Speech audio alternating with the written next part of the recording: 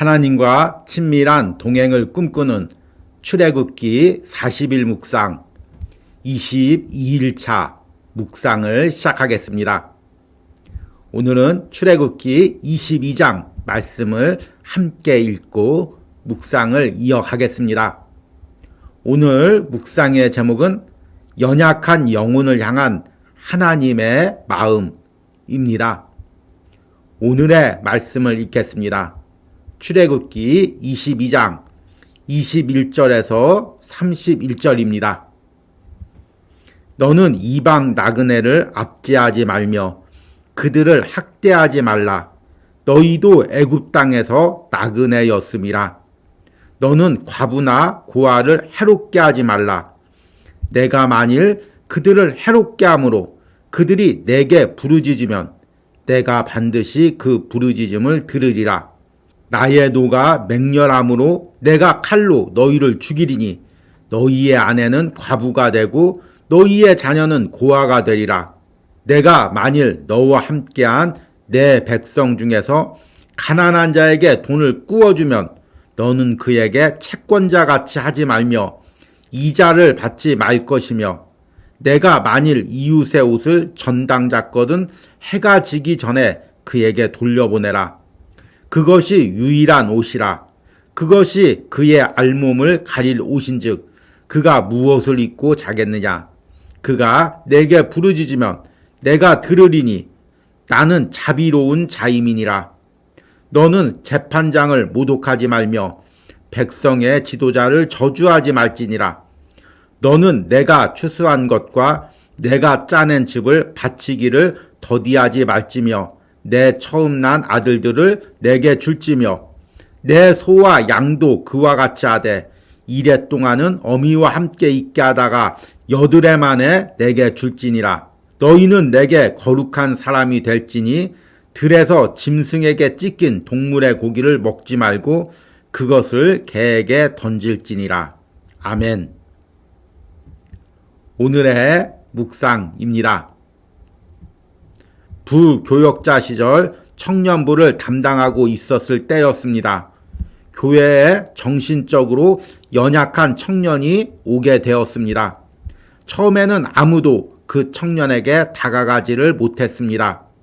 어쩔 수 없이 나와 아내가 함께 그 청년을 돌보았습니다. 그리고 함께 청년부 예배까지 드리게 되었습니다. 그러자 청년들도 조금씩 거리감을 좁혀서 그 청년에게 다가갔습니다. 반면에 동료 교역자들이나 성도들은 그 청년으로 인해 걱정을 하기 시작했습니다. 계속 청년들과 어울리다가 무슨 일이라도 생기면 어떻게 할 것이냐고 묻기도 했습니다. 그때 그 청년을 위해 기도하고 받았던 응답을 말해 주었습니다. 우리 공동체가 부응하는 것은 그 연약한 청년을 돌보았기 때문입니다. 하나님이 연약한 한 명의 영혼을 돌보는 마음을 통해 다른 건강한 영혼들을 많이 보내주셨습니다. 하나님께서는 출애굽한 이스라엘 백성들과 시내산에서 언약을 맺었습니다. 그리고 앞으로 하나님과 동행하면서 살아가야 할 법들을 정해 주십니다. 그중 하나가 약자를 돌보는 것입니다. 그 대표적인 대상이 이방인과 과부와 고아입니다. 이들은 세상에서 가장 불쌍한 존재들입니다. 이방인은 항상 외롭고 따돌림을 당하는 사람들입니다. 과부와 고아는 의지할 사람이 없는 대상들입니다. 하나님은 이스라엘 백성들 역시 애굽 땅에서 이런 존재였음을 상기시켜주며 이들을 학대하지 말라고 말씀하십니다. 또한 가난한 자들에게 겉옷을 저당 잡았으면 해지기 전에 돌려주라고 말씀하십니다.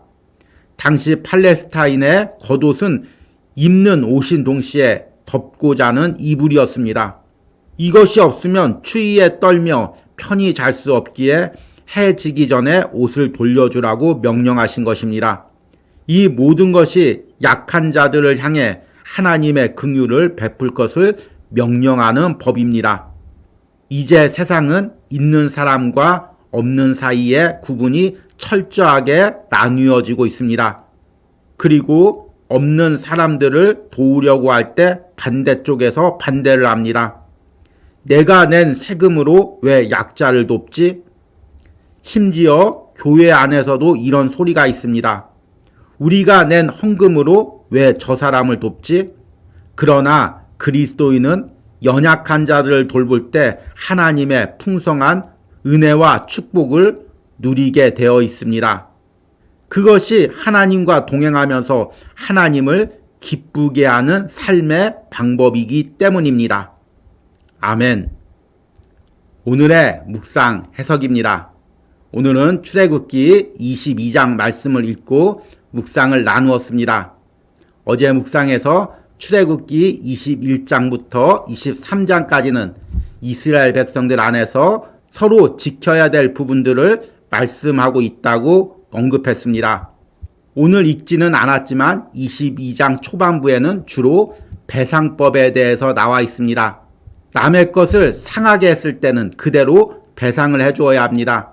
남의 가축이나 밭을 상하게 했을 경우 이에 해당되는 같은 종류의 가장 좋은 것으로 배상을 해줘야 됩니다. 또 남의 것을 훔치다가 걸리면 양은 4배로, 소는 5배로 배상을 해줘야 합니다. 이렇게 출애굽기 22장에는 배상에 대한 세세한 법을 이야기한 후에 후반부부터는 이스라엘 공동체 안에 연약한 대상들을 돌볼 것을 명령하고 계십니다. 그 대표적인 대상이 이방인과 과부와 고아입니다. 이 이방인과 과부와 고아에 대한 배려는 출애굽기뿐만 아니라 구약의 율법에서 계속 반복되는 내용입니다. 하나님이 특별히 이들에게 관심을 가지고 있음을 깨닫게 됩니다. 왜 하나님이 이들에게 관심을 가지고 있을까요? 하나님은 항상 연약한 자에게 긍휼을 베푸시는 하나님이십니다. 그래서 성경에서 하나님의 속성을 이야기할 때 하나님은 자비로우시고 노하기를 더디하시고 인자가 풍성하시고 이렇게 이야기합니다. 하나님 성품 자체가 연약한 자들을 긍휼히 여기시는 분입니다. 그래서 하나님께서는 연약한 우리를 예수 그리스도의 보혈로 구원해서 하나님의 자녀로 삼으셨습니다. 그런데 우리가 하나님의 자녀가 된 후에 하나님의 성품과 반대로 연약한 자들 멸시한다면 하나님이 얼마나 마음이 상하실까요? 나는 연약한 너희를 구원해줬는데 너희는 너희보다 더 연약한 사람을 돌보지 않는다고 책망하실 것입니다. 우리는 지금 출애굽기를 하나님과 나 사이의 친밀한 관계, 결혼 관계로 해석하고 있습니다.